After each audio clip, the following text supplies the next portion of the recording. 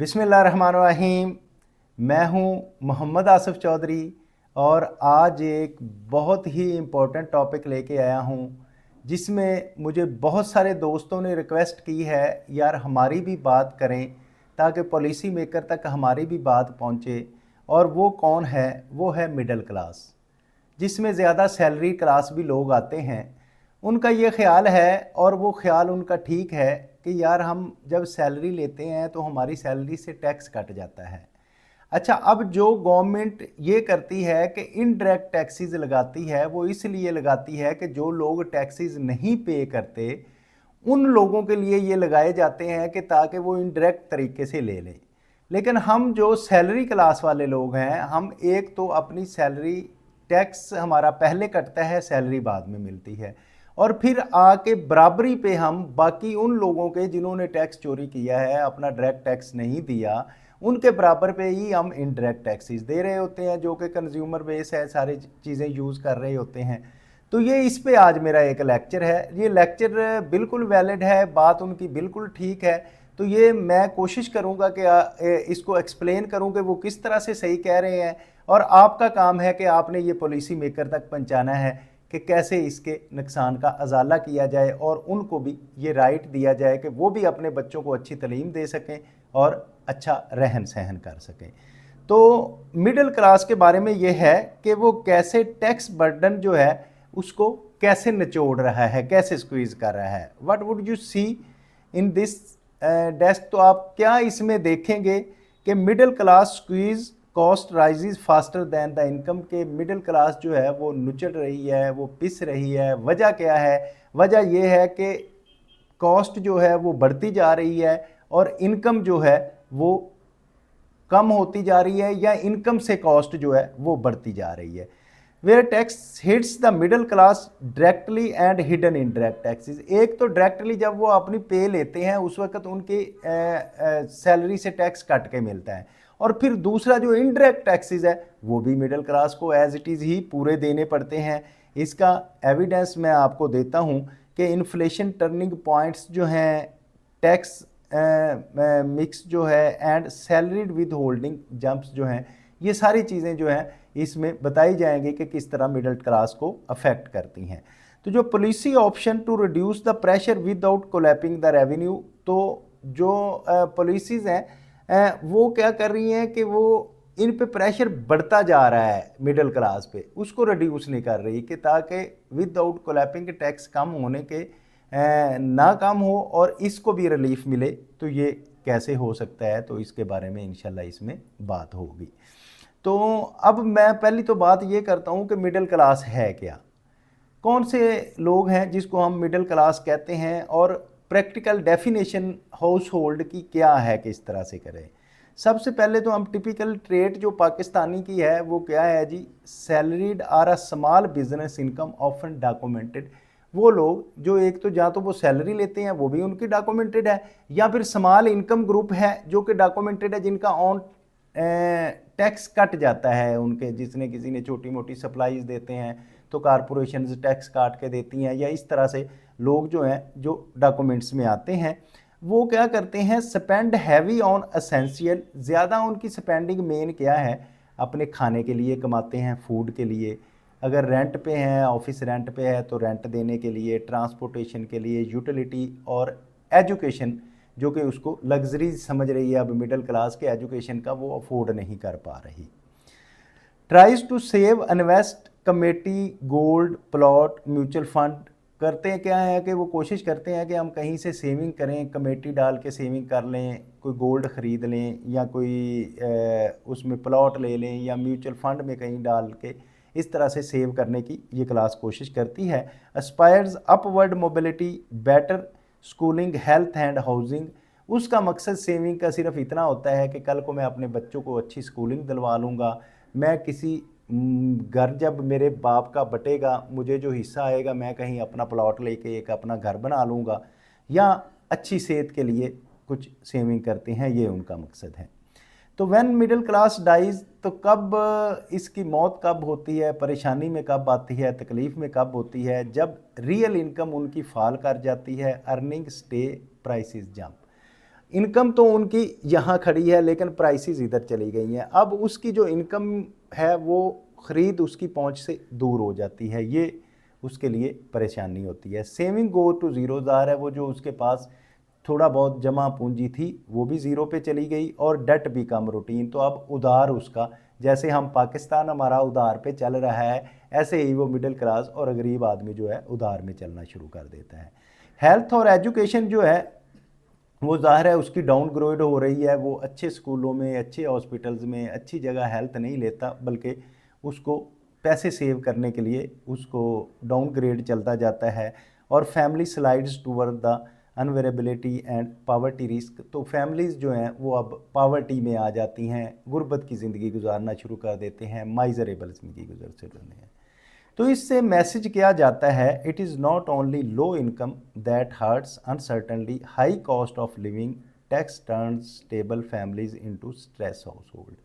ये नहीं है कि ये लो इनकम है, ये मुनासिब उनकी इनकम है, लेकिन ये टैक्स के जो बर्डन हैं और प्राइसेस जो हाई हैं, ये सारी चीज़ें उसको पावर्टी की तरफ लेके जा रही हैं। क्योंकि ये डॉक्यूमेंटेड आते हैं, तो हमारे जो पिछले कई दिनों से मेरे लेक्चर्स इकॉनमी पे चल रहे हैं कि क्यों इकॉनमी तबाह हो रही है, कि जो थोड़ा बहुत डॉक्यूमेंटेड हमारा एरिया है हम उस पर प्रेशर टैक्स का देते जा रहे हैं, हम उसको लो हैंगिंग फ्रूट समझ के उसी पे टैक्स के बर्डन दबाते जा रहे हैं, तो वो बेचारा पिसता जा रहा है और पिस के वो पावर्टी की तरफ चलता जा रहा है।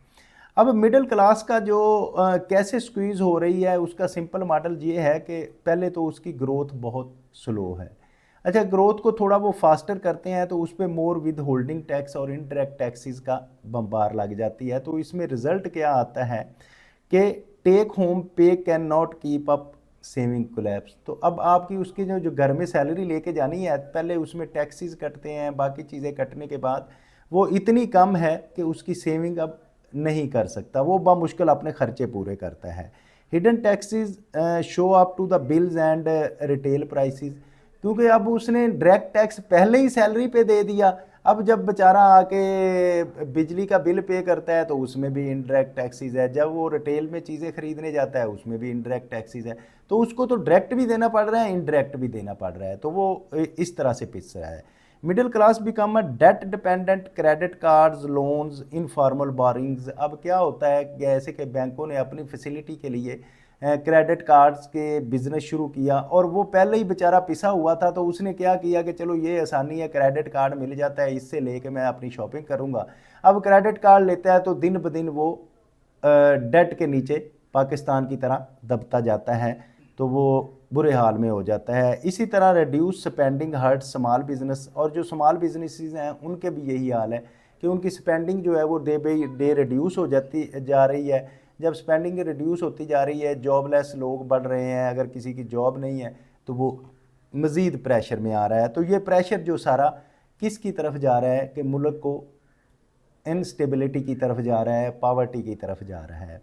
अगर हम एविडेंस की बात करें परचेजिंग पावर कैसे फॉल करती है, तो मैं आपको ये बताता हूँ कि house holds earn more in rupees but by in less, कि वो जो चीज़ें हैं घर की, वो पैसे तो बहुत लेके जाते हैं लेकिन चीज़ें कम है, महंगाई बहुत ज़्यादा है। वजह क्या है कि ये गैलप पाकिस्तान जनवरी 2026 का रीसेंट जो है ना, ये सर्वे है रीसेंट, इसी महीने का सर्वे क्या है जी, रियल परचेजिंग पावर डिक्लाइन कितनी गई है। अर्बन एरियाज़ जो है उनमें 17% परचेजिंग पावर जो है वो डिक्लाइन हो गई है। मीन लोगों के पास पैसा ही नहीं है तो वो किससे डिक्लाइन खरीदेंगे। अब इसका क्या असर होगा, जब आपकी परचेजिंग पावर डिक्लाइन करेगी तो जो आपकी एसएमईज़ हैं, छोटी इंडस्ट्रीज़ हैं, उन पे जब रेवेन्यू नहीं जाएगा, उसमें चीज़ें नहीं बिकेंगी, तो वो बंद होना शुरू हो जाएंगी, तो इस तरह इकॉनमी बैठना शुरू हो जाएगी। और इसी तरह रूरल जो है वो 0.5% हुई है, और टोटल अगर हम नेशनल की बात करें तो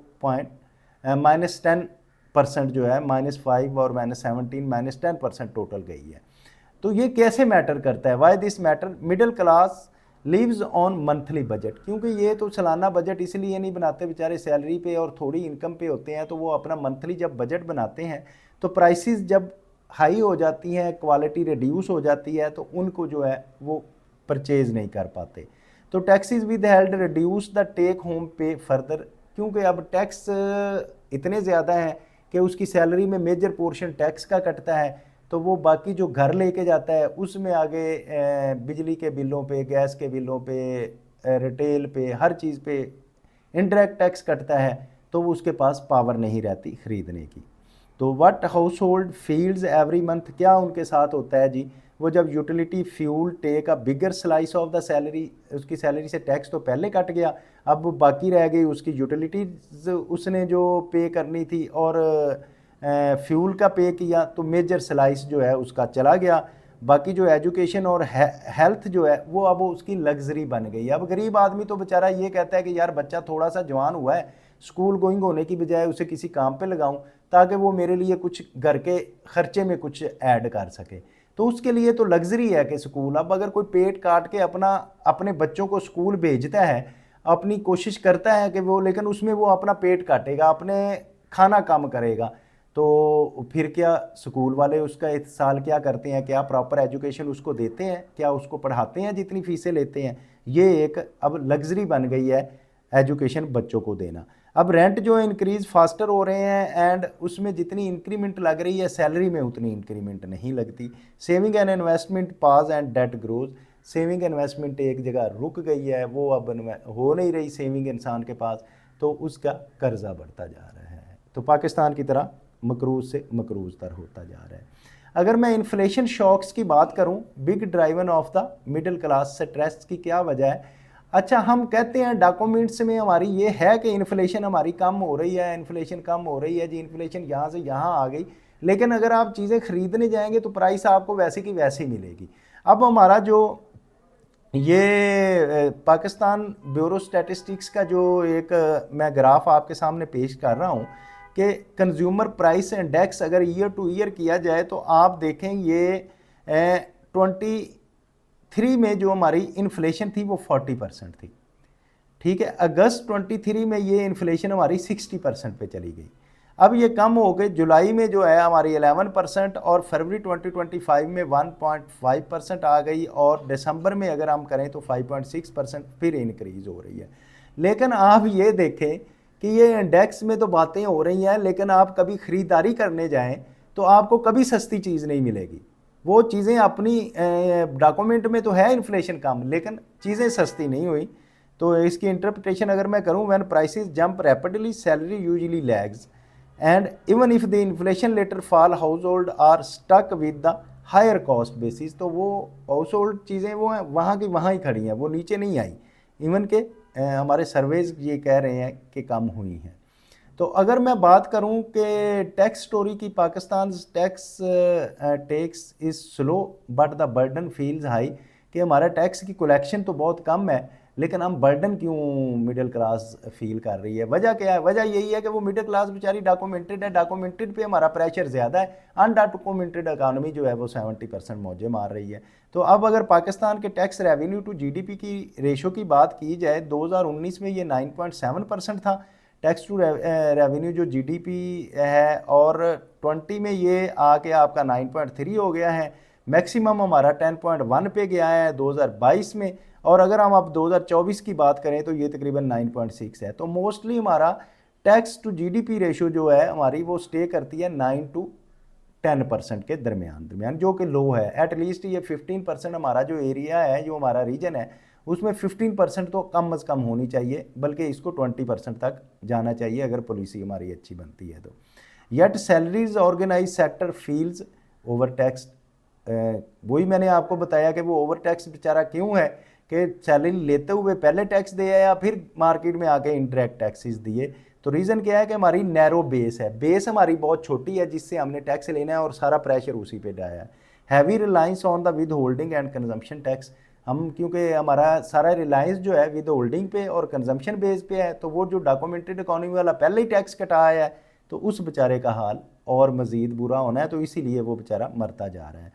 Y is it matter to the middle class, middle class के साथ क्यों ये मैटर करता है, बाकियों के लिए नहीं करता। If the same peoples are taxed again and again salary utility retail and got squeeze while large informal income tax stay outside. अब यही मैं बात जो बार बार दोहरा रहा हूँ कि क्योंकि ये तो डॉक्यूमेंटेड है, अब डॉक्यूमेंटेड सेक्टर है, इसने तनख्वाह पे भी कटवा देना है, इसने कंजम्पशन में भी देना है, इसने बिजली के बिलों पे भी देना है।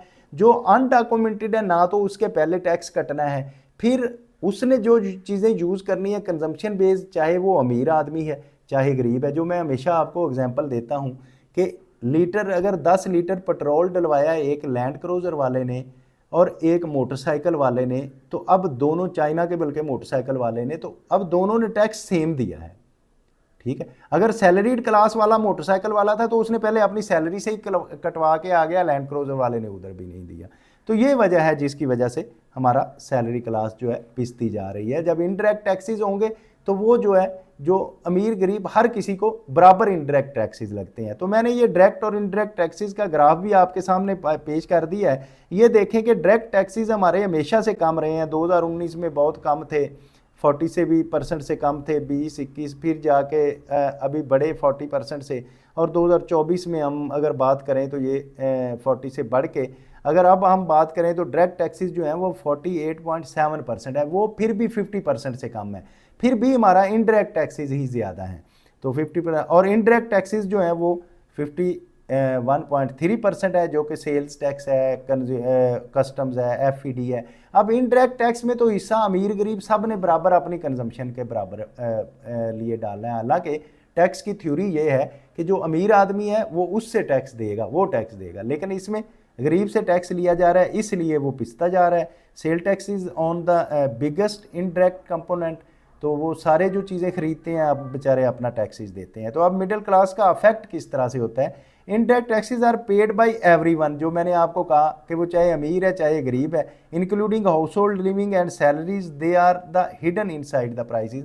कि अब उसने सैलरी पे भी टैक्स दे आया बेचारा, और अब इस पे इनडायरेक्ट टैक्सेस भी दे रहा है, तो उसलिए आप कह लें इसको डबल ट्रिपल टैक्स उसको देने पड़ेंगे।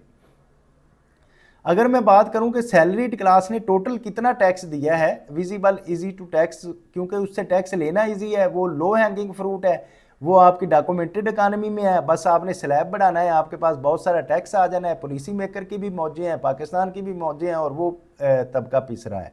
तो उसमें अगर आप बात करें फाइनेंशियल ईयर 23-24 की, तो वो ये है तकरीबन इसका रुपीज़ 391.4 बिलियन रुपीज़ इन्होंने टैक्स दिया था। और अगर हम 24 और 25 की बात करें तो वो अराउंड अबाउट 605.6 बिलियन है। ये सोर्स है हमारा बिजनेस रिकॉर्डर का 31 अक्टूबर 2025 का, कि ये इसने इतना टैक्स दिया है। तो इंक्रीज़ कितना हुआ? 54.7%। ह्यूज इंक्रीज़ आया है सैलरी में। क्या हमारा ट्रेडर जो है, हमारा इंपोर्टर है, हमारा एक्सपोर्टर है, हमारा रिटेलर है, हमारा होलसेलर है, हमारा रियल स्टेट का एजेंट है, रियल स्टेट वाले हैं, कंस्ट्रक्शन वाले, किसी में इतनी इंक्रीज़ है? नथिंग, कभी नहीं। जिस दिन इंक्रीज़ आ गई पाकिस्तान बहुत बड़ा अमीर बन जाएगा। तो इसमें why middle class feels it, the salary is already documented, so withholding is automatic and incrementals are earned by the tax plus prices, उसमें मज़ीद उससे टैक्स लेते जा रहे हैं। अब जो आपने सैलरी ली, सैलरी पे आप टैक्स कटवा के आ गए, और अब फिर आपको और क्या हिडन टैक्सेस हैं? Hidden taxes in every bills जो है, इवन नॉन फाइलर पे the tax through the consumption, and इसमें नॉन फाइलर भी पे करता है, फाइलर भी पे करता है, जो भी कंज्यूम करता है। अब जिसने तो पहले ही टैक्स दे दिया है वो भी करेगा, तो वो बेचारा और पीसेगा। तो उसमें सेल्स टैक्स है जो कि GST या रिटेल प्राइस पे लगता है, जिसमें आपने पैक्ड फूड लेनी है, मेडिसिन लेनी है, इलेक्ट्रॉनिक्स लेनी है, सर्विसेज लेनी है, सब पे आपको टैक्स देना है। पहले भी आप कटवाए, अब भी देंगे, डबल टैक्स हो गया। पेट्रोलियम लेवी और सेल टैक्स है, जैसे कि मैंने आपको एग्जांपल एक दे दी पेट्रोलियम की, कि उसमें चाहे लैंड क्रूज़र वाला ले रहा है या मोटरसाइकिल वाला ले रहा है, सबको ट्रांसपोर्ट कास्ट के लिए उनको एवरी बिकम एक्सपेंसिव, उनको टैक्स देना पड़ेगा। इलेक्ट्रिसिटी एंड गैस के बिल्स में आप हमेशा देखते होंगे, हर के घर में आता है, उसमें देखते होंगे कितनी तरह के कितने टैक्सेस लगे हुए हैं। फिर मोबाइल और इंटरनेट पे आप उधर से लोड करवाते हैं, साथ ही टैक्स कट जाता है। वो चाहे अब एक खाकरूब कटवा रहा है, चाहे वो एक PN कटवा रहा है, चाहे एक प्राइम मिनिस्टर कटवा रहा है, चाहे जो भी कर रहा है, उसको वो टैक्स उस बेचारे का कट गया है। अब उसने ये नहीं देखना कि ये बेचारा तो टैक्स बियर लेने के, ज़कात लेने के काबिल है, तो वो अब टैक्स दे रहा है, तो उसका भी ख्याल करना है। और बैंकिंग ट्रांजैक्शन में करते हैं तो जो भी विद होल्डिंग करवाएगा उसका टैक्स कटेगा, विद होल्डिंग उसकी जो भी बैंक ट्रांजैक्शन करेगा, कैश निकलवाएगा उस पर कटेगा, प्रॉफिट होगा उस पर कटेगा। और पावर प्रॉपर्टी एंड व्हीकल्स की ट्रांसफ़र जब होती है तो उस पर भी कटता है, चाहे आप सैलरी पे भी कटवा के आए हैं, आप प्लाट लिया उस पर भी है, गाड़ी ली है उस पर भी है, सब पे हो रहा है। बॉटम लाइन इसकी क्या है कि इनडायरेक्ट टैक्सेस आर रिग्रेसिव। अब असल में टैक्सेस को प्रोग्रेसिव होना चाहिए कि जैसे इनकम बढ़े वैसे टैक्स बढ़े, लेकिन ये रिग्रेसिव क्या है कि ये हर किसी को पे करना पड़ेगा। जो खर्चा करेगा डॉक्यूमेंटेड वाले ज़्यादा पे करेंगे। They take a bigger percent of income tax from the mobile low income household than from the wealthy. तो पीस इसलिए रहा है कि वो सारा टैक्सीज और कंजम्पशन पे टैक्स देता जा रहा है, तो बाकी उसके पास बचता नहीं है खर्च करने को। बच्चों को तालीम देने के लिए पैसा नहीं बचता, अच्छा खाने के लिए पैसा नहीं बचता, अच्छे घर के लिए पैसा नहीं बचता। तो ये प्रॉब्लम्स हैं जो एक मिडिल क्लास पीपल्स को बियर करनी पड़ रही हैं। तो ये मैं सारी चीज़ें आपको इसलिए बता रहा हूँ कि आप इसको लाइक शेयर और सब्सक्राइब करा के अहकाम बाला तक पहुँचाएँ कि इस जो मिडिल क्लास है इसका भी सर्वाइवल का इनको हक होना चाहिए। Taxes are not only cause, tax ही काज नहीं है, बल्कि टैक्स के साथ और बहुत सारी चीज़ें जो हैं वो उनको देनी पड़ती है। But they are amplify shock the energy job and currency. लेकिन ये शॉक्स देते हैं इसको। Main drivers behind the middle class decline के क्या क्या चीज़ें हैं जी, क्या मेन चीज़ें? एक तो एनर्जी के टैरिफ्स जैसे बढ़ते जा रहे हैं, कॉस्ट ऑफ यूटिलिटी है, बिग मंथली बजट शॉक्स हैं जो एनर्जी और कॉस्ट ऑफ यूटिलिटी। फिर उसके बाद स्लो जॉब क्रिएशन, जॉब्स नई नई, क्योंकि आप जब बंदे से टैक्स ही इतना ले लिया, टैक्स लेने के बाद इंडस्ट्री ना तो फैले फूलेगी तो नई जॉब्स आएंगी, नई एम्प्लॉयमेंट निकलेगी। जब नई एम्प्लॉयमेंट निकलेगी तो खर्च करने के लिए पैसे भी ज़्यादा आएंगे। अब वो इकॉनमी सुकड़ती जा रही है तो पैसा अब कहाँ से आना है, वो भी नहीं है। तो इसलिए जो स्लो जॉब है, इनफॉर्मलाइजेशन, अनस्टेबल इनकम है कि पता नहीं कल नौकरी है या नहीं है। फिर रुपी जो है वो डेप्रिशिएट हो रहा है, डे बाई डे चीज़ों की कीमतें बढ़ती जा रही हैं। Import inflation, fuel, machinery, medicine, क्योंकि इंपोर्ट के बेस करती है तो इसके लिए इसकी डे बाई डे प्राइसेस बढ़ रही हैं, तो हमें इसकी भी प्रॉब्लम आ रही है। High interest rate reduce business activity and boring. Interest rate इतना हाई है कि ना तो बारो कर सकता है बंदा, बारो कर रहा है तो उसमें क्रेडिट कार्डों में लोग फंसे हुए हैं, और जो बिजनेस एक्टिविटी है वो भी आपकी स्लो है। Weak public services for force private spending, health care, education की क्वालिटी इतनी अच्छी नहीं है हमारे गवर्नमेंट पब्लिक स्कूलों की, पब्लिक हॉस्पिटल्स की, कि ये गरीब आदमी जिसने इतना ज़्यादा टैक्स दिया है वो जाके अच्छी अपनी सेहत ले ले, अच्छी तालीम ले ले, या इसको कोई फ़ायदा हो जाए। तो रिपीटेड शॉक्स जो हैं, फिर आपको कभी फ्लड आ गया है, कभी ग्लोबल कमोडिटी स्पाइक्स आ गया, जियोग्राफिक वोलेटिलिटी आ गई कोई, तो इसमें भी आके बंदे को और परेशानी, ये तो सारी हैं ही हैं। तो उस पे फिर वाई बिकम लास्ट स्ट्रा जो है, टैक्स क्यों बनता है? When utility, food, rent rise, even a small increase in would holding and the sales tax reduces the ability to cope, this pushes the household into debt or migration. तो क्या होगा कि उसके ऊपर जब taxes लगते हैं तो बंदे का सर्वाइवल ख़त्म हो जाता है। जब वो सर्वाइव नहीं करता तो फिर क्या करता है, कहता है जी इधर तो जिया नहीं जाता, अब मैं माइग्रेट करके किसी और मुल्क में चला जाऊँ। अब माइग्रेशन करता है, हमारा कंपिटेंट बंदा है, बेहतरीन बंदा था जो मुल्क के लिए अच्छा काम कर सकता था, वो माइग्रेट होकर किसी और मुल्क में चला जाएगा। उन्होंने नकम्मे तो लेने नहीं है, जाने तो कंपिटेंट ही हैं। अब जब कंपिटेंट लोग जाएंगे तो हमारा ब्रेन जो है वो ड्रेन हो जाएगा और बाहर चला जाएगा। तो इससे जो हमारा what happen when the middle class shrinks, middle class shrink करेंगी तो क्या होंगे, इकोनॉमिक और सोशल क्या इफेक्ट्स होंगे। इकोनॉमिक इफेक्ट की अगर मैं बात करूं तो क्या होगा, लोअर कंजम्पशन हो जाएगी, slow down SMEs and retail. तो ज़ाहिर है जब पैसा नहीं होगा तो वो खर्च कहाँ से करेंगे, खर्च नहीं करेंगे तो जो हमारी एसएमईज लगी हुई हैं वो क्या प्रोड्यूस करेंगी, क्या उनकी बिकेगी, और क्या रिटेलर्स के पास इनकम आएगी, वो बिज़नेस सुकड़ेगा, इकॉनमी सुकड़ जाएगी। लेस सेविंग होगी, इन्वेस्टमेंट और फ्यूअर जॉब्स। जो सेविंग जब नहीं कर सकेंगे तो कहाँ से जाके इन्वेस्टमेंट करेंगे और नई जॉब्स निकालेंगे। ब्रेन ड्रेन होगा, काबल लोग बाहर चले जाएंगे, बाहर के मुल्कों में सेटल हो जाएंगे। Skilled worker seek better take home pay, तो क्योंकि उनको उधर से पैसा अच्छा मिलेगा तो बाहर से कमाई करेंगे, और हम ये कहेंगे कि लो जी हमारे मुहिब मुल्क वतन पाकिस्तानियों ने इतने बाहर से पैसे भेजे। यार जो अगर अपने मुल्क में वो करके इधर ज़्यादा अच्छी और स्किल्स डेवलप करते और बिजनेस अच्छे इस्टेब्लिश करते तो वो ज़्यादा अच्छा नहीं था। मोर इनफॉर्मेलिटी होगी, cash economy expand to the avoid taxes, तो वो मैंने पहले मेरा अभी टैक्स अवॉइडेंस पे एक लेक्चर था, तो टैक्स अवॉइडेंस की तरफ लोग जाएंगे और इनफॉर्मल इकोनॉमी में रहेंगे, फॉर्मल की तरफ नहीं आएंगे, हमारी टैक्स बेस और सुकड़ जाएगी। अगर मैं सोशल इफ़ेक्ट्स की बात करूं तो एजुकेशन ड्रॉप आउट होगा यकीनन। जो बच्चा अपने बच्चे को पढ़ा नहीं सकता तो वो स्कूल से हटाएगा, फ़ी पे नहीं करता। लोअर ह्यूमन कैपिटल, तो ह्यूमन कैपिटल जो है उसकी कैपेसिटी लोअर रह जाएगी। वो जिसने कल को पढ़ के बड़ा साइंटिस्ट बनना था, इंजीनियर बनना था, डॉक्टर बनना था, अब उसको स्कूल ही नहीं वो जा रहा तो उस बेचारे का क्या बनेगा, तो वो ह्यूमन कैपिटल हमारा बुरा हो जाएगा। Health shocks become out of pocket के, जो उसके जो हेल्थ के इश्यूज़ हैं, जहाँ तो वो हेल्थ के लिए उसके पास पैसा ही नहीं है कि अच्छी हेल्थ के लिए अच्छे डॉक्टर को चेक करा सके, अच्छी मेडिसिन कर रहे हैं, हेल्थ के इशू होंगे। सोशल फ्रस्ट्रेशन बढ़ेगी, डिस्ट्रेस होगी और जो स्टेट है उसमें प्रॉब्लम होगी, ज़ाहिर है तबाही की तरफ जाएगा। तो ये एक अच्छी बात नहीं है, इसको पॉलिसी मेकर को सोचना चाहिए और इस पर काम करना चाहिए। तो वाइडर इनक्वालिटीज़ आ रहे, इनक्वालिटी बढ़ती जाएगी, अमीर दिन ब दिन अमीर होता जाएगा और गरीब जो है और मिडिल क्लास जो है वो गरीब से गरीब होता जाएगा। तो ये सारी चीज़ें कौन सी हैं जो what can reduce the middle class pressure, middle class का प्रेशर कौन रिड्यूस कर सकता है? Option that improve the fairness with killing revenue. तो बैलेंस रिफॉर्म पैकेज क्या हो सकता है? अब जो मेरी रिसर्च है, मेरे मुताबिक ये चीज़ें हैं, अब हम देखें कि क्या हम इनको कर सकते हैं। कोई ये ऐसी बात नहीं है कि ये हो नहीं सकती, इनको ईजिली किया जा सकता है, लेकिन अगर कोई करे तो। अगर ये मेरी बात आप लाइक शेयर सब्सक्राइब करके पॉलिसी मेकर तक पहुँचाएँ तो ये काम सारे हो सकते हैं कि ब्रॉडन द बेस, कि जो टैक्स बेस को हम टैक्स लगा लगा के छोटा करते जा रहे हैं इसको बढ़ाएं। जब ये बढ़ जाएगी तो ज़्यादा लोगों से थोड़ा थोड़ा भी टैक्स आएगा तो हमारे पास बहुत ज़्यादा टैक्स आ जाएगा। ठीक है।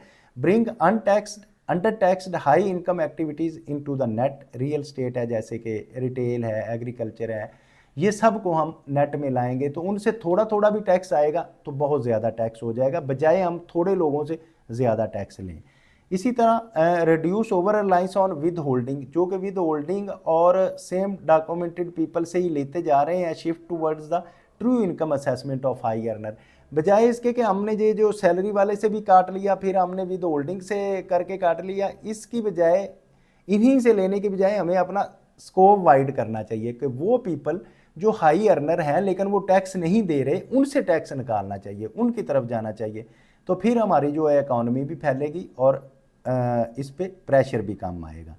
Target GST relief on essential good, transparent tax expenditure reporting, क्योंकि अब तो एक्सपेंडिचर तो जिसने भी करना है उस पर ज़्यादा टारगेट नहीं होना चाहिए बल्कि डायरेक्ट टैक्सेस की तरफ ज़्यादा होना चाहिए। ट्रांसपेरेंट जो है ना टैक्स का एक्सपेंडिचर होना चाहिए। Simplify filing of the salaries, SMEs, expand digital invoicing, track and trace system and के ये सारी चीज़ें जो अवॉइड करती हैं, टैक्स अवॉइडेंस को जो चीज़ें रोकती हैं, जिनका मैंने पहले भी लेक्चर दिया है, वो सारे हमारे पास आने चाहिए। और link tax to viable services, जो टैक्स हम कमाते हैं लेते हैं तो फिर उससे हम health insurance, quality of school, public, ये चीज़ें भी प्रोवाइड करें ना लोगों को, ताकि उनको टैक्स दे के ये टेंशन ना हो कि यार मैंने इतना टैक्स दिया है तो अब मुझे हेल्थ तो मिल रही है ना, मुझे एजुकेशन तो मिल रही है ना। ये सारी चीज़ें जो है ना उससे आवाम का जो ट्रस्ट है उसको बहाल करें। और फिर सबसे बढ़ के जो गवर्नमेंट की स्पेंडिंग है उसको रोकें, जो इतनी ज़्यादा लोन ले लेके अनप्रोडक्टिव स्पेंडिंग करती जा रही हैं उनको रुकना चाहिए और उनको प्रोडक्टिव आना चाहिए, जिससे ऐसी इंडस्ट्री लगे जिसमें हमारे नौजवान जो है वो एम्प्लॉयड हो, उसको एम्प्लॉयमेंट मिले और उससे चीज़ें बने, एक्सपोर्ट हो, हमारी ज़रा मुबादला आए। हमारी 3.5 करोड़ जो बंजर ज़मीन है उस बंजर ज़मीन को हम काबिल काश्त करें और उसमें लोगों के लिए रोज़गार लाएँ।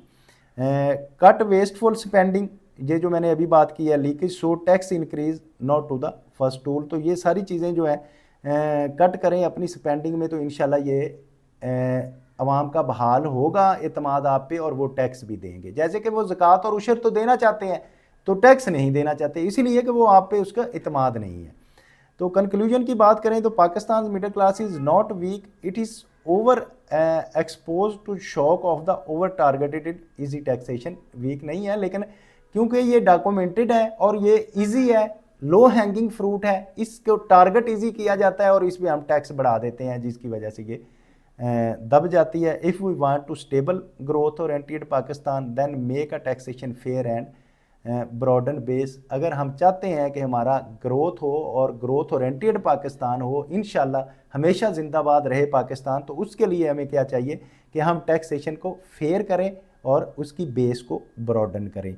Reduce indirect taxes pressure on the essential, जो ज़रूरी चीज़ें हैं उन पे इनडायरेक्ट टैक्सेस को ख़त्म करें ताकि गरीब को जीने का हक दें, वो अपनी ज़रूरियात ज़िंदगी पूरी कर सके और वो अच्छा खुराक बच्चों को दे सके, स्कूलिंग कर सके और उसके अलावा वो उसकी सेहत का ख्याल रख सके। Stop leakage and improve the public services, tax जो लीकेज हो रहा है उसको आप रोकें, उसको कम करें और पब्लिक सर्विसेज को इंक्रीज़ करें ताकि जिसने टैक्स दिया है उसका एतमाद बढ़े। और इसी तरह protect documentation productive house hold, तो डॉक्यूमेंटेशन ऐसी होनी चाहिए कि जो ज़्यादा, जिसके पास पैसा है वो ज़्यादा टैक्स दे, जिसके पास कम है उससे ज़्यादा टैक्स ना लिया जाए। तो ये था आज का मेरा लेक्चर जिसमें मिडिल क्लास के बारे में मैंने आवाज़ उठाई है। मैंने अपना फ़र्ज़ पूरा कर दिया है। अब आप पे ये आता है कि आप इस आवाज़ को अवाने बाला तक पहुँचाएँ, पॉलिसी मेकर तक पहुँचाएँ। आप कैसे पहुँचा सकते हैं? जब आप इसको लाइक, शेयर और सब्सक्राइब करेंगे तो इंशाल्लाह ये पॉलिसी मेकर तक बात पहुँचेगी और वो इस पे कुछ ना कुछ करेंगे। और जो मैंने सजेशन दिए हैं अगर इन पे काम हो जाए तो इंशाल्लाह हमारा टैक्स बेस ब्रॉडनिंग हो जाएगी, हमारी स्पेंडिंग जो है फजूल कम हो जाएगी, हम पैसा जो आ रहा है उससे हम प्रोडक्टिव काम करेंगे और पाकिस्तान इंशाल्लाह तरक्की करेगा। पाकिस्तान हमेशा जिंदाबाद।